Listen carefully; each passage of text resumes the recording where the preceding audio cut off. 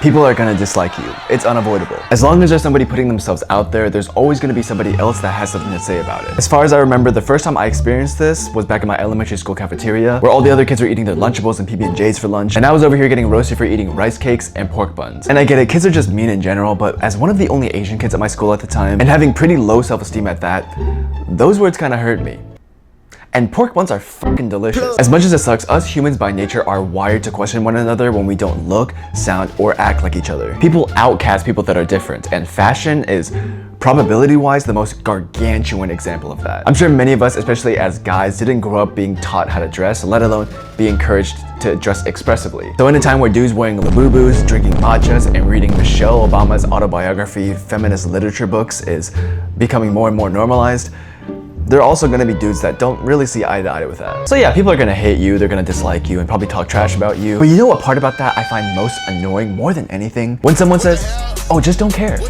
Or just do what you want and don't care about what other people think. Have I said this myself? Yes. Am I a hypocrite?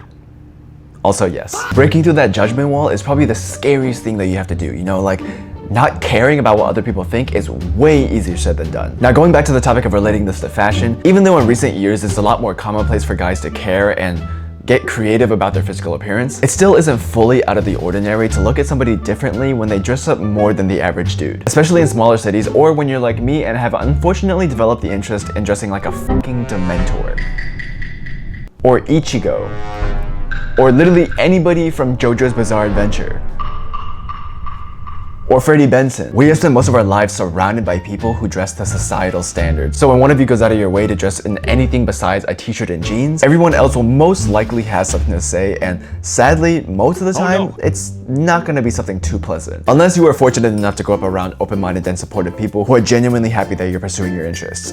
If so, congratulations. You lucky son of a bitch. If anything that I just said remotely describes you or how you feel, let me be the first to say, your feelings are validated. It is okay and completely natural for you to be worried about how your peers will view you differently when your interests start diverting from theirs, especially when it comes to something as topical as fashion. People will start to talk about you, judge you, and even grow to hate you, which can really take a toll on your mental health and confidence. But what if I told you, although that hate is inevitable, it's a necessary part of the process. Learning how to deal with hate and building my own self-confidence is probably the most difficult thing I've had to suffer through, but it's also what has made me into the more mentally tough and self-assured version of myself today. And although it can still use some work, I'm pretty happy to say that as somebody who was too afraid to even make eye contact with people in high school, I'm finally at a point where others' negative views of me really doesn't affect me as a person or the way that I want to dress anymore. And if you're somebody getting into fashion who wants to dress a certain way and also struggles with the same insecurities, let me show you how I went about it. Chapter 1, understanding why people hate on you. As someone who has been heavily affected by negative comments that I've received both online and in person, I really took an interest in why so many people feel the need to voice their negative opinions on something as personal as your own clothing style. I mean, when you think about it, how can the way that somebody dresses hurt you so much that you need to actively tell them you don't like the way they look or the way they present themselves? Well, I've been reading up a little bit about human psychology, and what I've found is actually really interesting. Hate in itself is only the result of another base feeling that it stems from. Envy. Now I know you probably heard of the saying, haters are just jealous, which is such a commonly thrown around term, but has anybody ever stopped and thought about why that is? In human nature, envy is just a foundation emotion that has the ability to grow into one of two things. The first one is what we've been talking about this whole time. Hate. There is only one criteria required to evolve envy into hate, and it is the assumption that someone is equal to you. People think that someone like you, who at first glance is so similar to them on paper, shouldn't be the way that you are.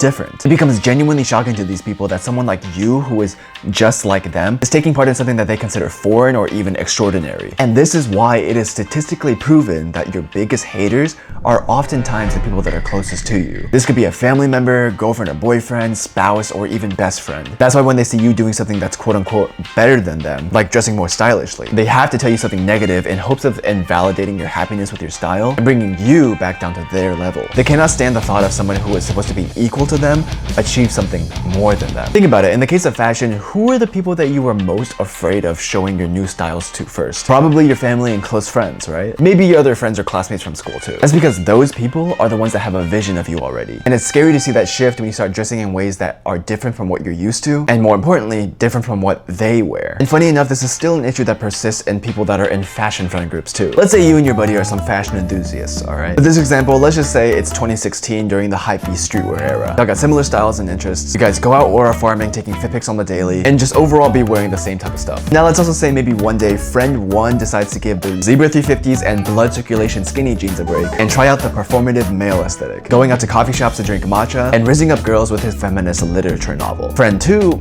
ain't gonna be too happy because in his head, y'all were 2 peas in a pod. So when he sees his off-white Chicago 1s losing to some tabby loafers, he might just start throwing hands. Now obviously not every situation is gonna be as stupid or hierarchical or based around hyped trends as this, but you get the point. Friend 2 sees friend 1 as his equal, so when friend 1 takes that leap and tries something new, friend 2 is not having it. That's how envy or jealousy turns into hate, which is so funny because you know what happens when you take away that presumption of being equal to somebody? Interestingly enough, it becomes admiration. Admiration is everything that envy is without the hate. People who admire you are those that genuinely respect you and what you do because they see you as this amazing person who is theoretically above them because you have earned what you achieved. And in contrast to your biggest hater, which is typically somebody that you know, it's ironic enough that your biggest fan is someone that you've never even met before, since these people have no pre-existing conception of you. So when their first impression of you is a cool outfit or presenting yourself in a stylish way, they automatically put you on a mental pedestal. Okay, that definitely sounds more obsessive than it is, but basically, when you impress somebody that has no reason to hate you,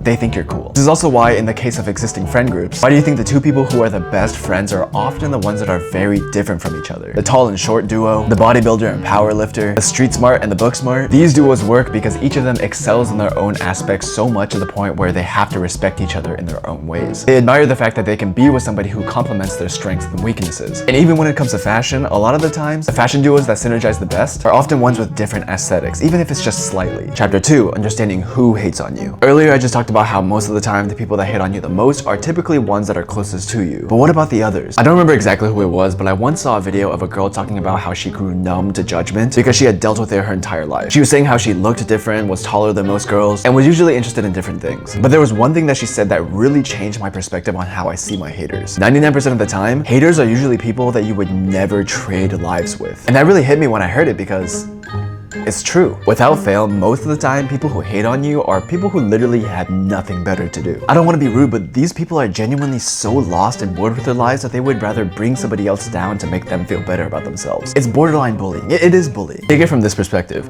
Would you yourself ever make fun of somebody who dresses differently from you? This isn't even about other people anymore. Would you yourself take time out of your day to tell someone else you don't like their style because it's different from yours? If you said no, then why would you take that same criticism from somebody who does? You would never want to be that person, so why would you take their critiques? And if you said yes, you're just an asshole, dude. Like, congrats, bro. You are not a likable person. With all that said, you can break haters into 4 categories. Theoretically, you can make more cases, but these are just the most common ones in my opinion. The first type of hater comes from the projection of insecurities. Oftentimes, a defense mechanism that people use when they're unsure of themselves or too afraid to do something is to project that feeling onto others. Maybe that hate comment that you got on your recent fit pic or a snarky remark that you got on the street came from somebody who deep down personally wants to explore their own personal style or even be just like you, but are being held back by their outdated preconception of themselves. It's almost sad because these individuals just don't want to be left out. So the response for not being able to do what they want to do is holding others back. The second type of hater I'll call the nostalgia purist, which basically consists of conservative-minded people who are reluctant to let go of the past. These people take so much pride in their upbringing that they consider any type of progression or experimentation as dumb or unnecessary. They typically spend their days complaining about how things were better back in the day and how the new generation is screwed. Like some 20th century unk,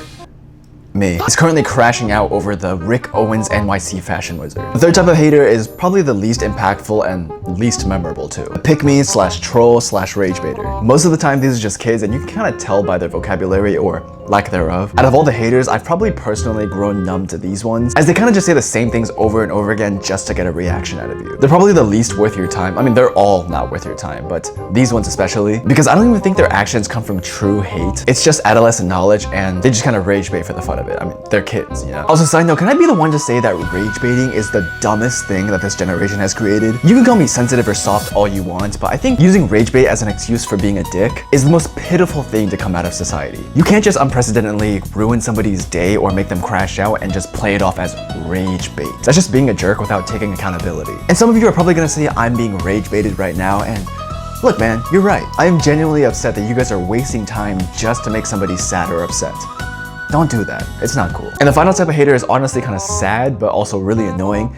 it's just a follower. This individual has no real reason for disliking you other than the fact that the people around them have expressed negativity towards you. Think like stormtroopers or droids from Star Wars, or like the Ice King's penguins from Adventure Time, minus Gunter because he's a G. They just do as they're told without batting an eye. Honestly, I would say these people are the least of your worries, but when they're doubled down on top of the other haters in your life, it definitely rubs salt into the wound. And a lot of the times these people are in middle school and high school, as those are the ages where fitting in means a lot. So if one person jumps on the hate, everyone else is riding that train too. Chapter 3, how to deal with the hate. Before we get into ultimately building overall confidence, we gotta understand how to manage all the negativity first. Even though I just explained which types of people will hate you and why, it doesn't really negate the feeling of emptiness or isolation that they spew onto you. The first step is letting yourself be exposed to hate. I know this seems kind of counterintuitive, but you cannot shy away from things that you're afraid of forever. Your reception of hate is like a muscle. The more you're exposed to a certain level of hate, the less that it affects you, and the easier it becomes to disregard it. Take this from somebody who does social media full time. I get hate on the daily. Any hate comment that you've gotten in the past, I've probably got 1,000 times more. And this isn't to say, oh, I have it so much harder than you. I'm just saying I've heard so much of the same thing so many times that it's just become meaningless to me. To be honest, sometimes I wish my hate comments were more creative because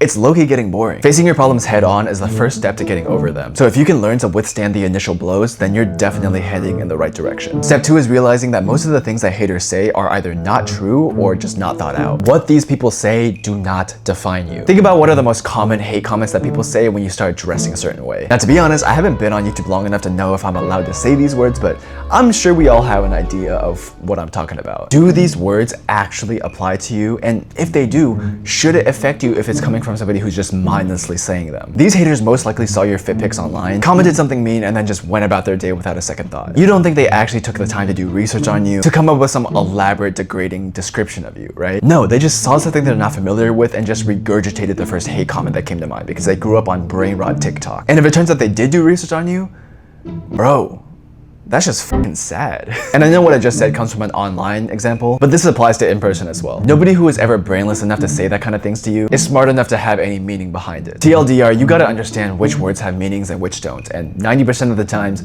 they don't. And finally, step 3 is understanding the bottom line. Someone who spreads negativity towards you is either someone you don't care about or shouldn't care about. This does become more difficult when it's somebody that you're closer with, but if they are preventing you from being somebody that you want to be or dressing the way that you want to dress with no apparent logical reason, then they aren't worth your time. They literally have the option to either support you or even just keep their negative thoughts to themselves. So if they choose to ignore both of those and instead constantly spread hatred onto you, then why is that person worth any of your time and effort? Honestly, you gotta treat it like GTA. Everybody that you've met that has only talked trash about you and your style is just an NPC. You walk by them, they'll say something mean to you, and guess what?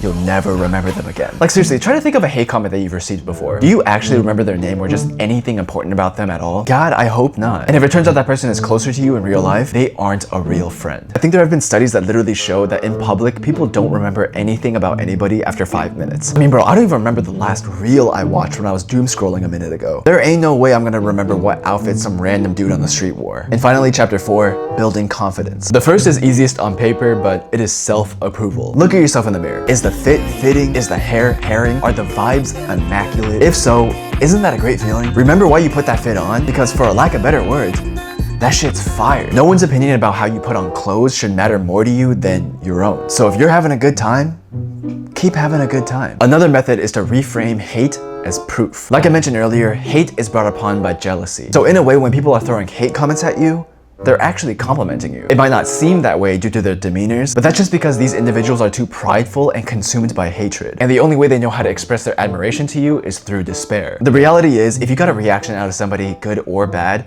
it means you stood out. You're not like them, and crazy enough, that's what fashion is all about. You gotta look at these remarks as a way of saying, I've acknowledged you and noticed you, because that's literally all it is. The only way a hate comment can have a deeper meaning is if you yourself read too deep into it. Finally, I know it's hard, but you have to try and surround yourself with like-minded people. Many of us probably didn't have the luxury of growing up around people who had interest in fashion and related topics, but we are fortunate enough to live in a generation where this act of dressing up is a lot more commonplace. Go to events, meetups, and try to talk to people that have the same interests. Most big cities have these type of experiences, but even if you live in a place that doesn't, join group chats, Discord servers, social media communities. There are quite literally millions of these groups and accounts online, and I promise you there are definitely more than a handful that you fit into. Confidence grows when it's reinforced, so when you surround yourself with that kind of community, it's just gonna be positive vibes. As for myself, when I got into fashion, I thought it was really sad that I had to let a lot of my friends go. Not because I didn't want to be friends with them anymore, but more so the other way around. They didn't support the fact that I wanted to do this in content creation, but once I mentally let go of them and started exposing myself to other types of people, the people that I've met through doing the things that I love,